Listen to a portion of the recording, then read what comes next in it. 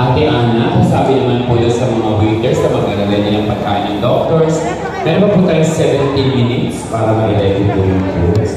Miss Ana, ng Dalawi, pasuloy na lang po.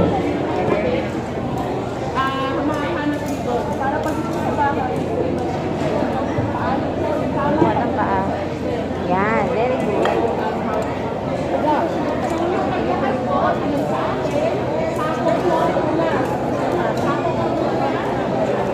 Kinikilala po natin si Miss Buena ng production. Kailangan umaga, Miss Buena. Ang production team.